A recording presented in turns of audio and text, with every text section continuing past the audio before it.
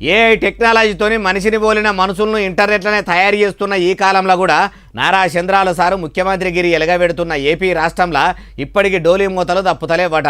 అడవి బిడ్డల అవస్థలు తీరుతలేవట. విజనున్న ముఖ్యమంత్రికి ఈ విషయం తెలియదా? మనమన్నా చెప్పే ప్రయత్నం చేద్దాం పండ్రి. అవు చూసిండ్రా, డోలీ కట్టుకొని ఒంటికట్టే భుజాల మీద ఎత్తుకొని ఎట్లా పోతుర్రో.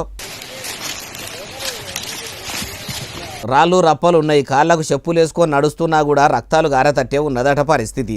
అంతేకాదు, ఇగో ఇట్లా వాగుల నీళ్లు పోతుంటే దాంట్లోకెళ్ళి నడుచుకుంటూ పోవాలట.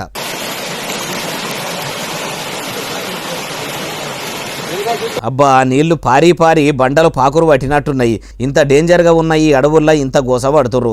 ఇక కూటమి సర్కారు వస్తే పల్లెలను పచ్చగా ఎగురు పెట్టిస్తాము, అడవుల్లో తండాల గూడాల ఉండే ప్రజలకు సకల సౌలతులు చేస్తామని చెప్పిన నారా చంద్రాలు సారు, కొనిదెల పవనాలు సారు ఏడున్నారయ్యా?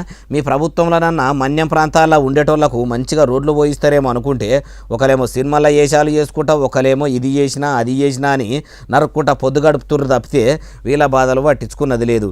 ఇందుకే నా సారు మీరు అధికారంలోకి వచ్చింది. అమరావతి రాజధానిలో 9 నగరాలు నిర్మిస్తామని చెప్పుడు కాదు, అడవుల్లో ఉన్న ఈ అవస్థలు వాపుండ్రి. చిత్తూరు జిల్లాలో ఉన్న శ్రీహరి కోట నుంచి మొగులు మీదికి రాకెట్లు పంపేంత టెక్నాలజీ ఉన్న ఏపీలా ఇట్లా అడవి బిడ్డల అవస్థలు పడుతుంటేనే ఇన్నేళ్ల పాలనగిరిలా గత ప్రభుత్వాల ఏలుబడి ఇప్పుడు పాలనగిరి ఎలగబెడుతున్న కూటమి సర్కారు పనితనము కళ్ళ కొట్టొచ్చినట్టు కానొస్తుందంటుర్రు ఈ ముచ్చటిన్నోళ్ళు.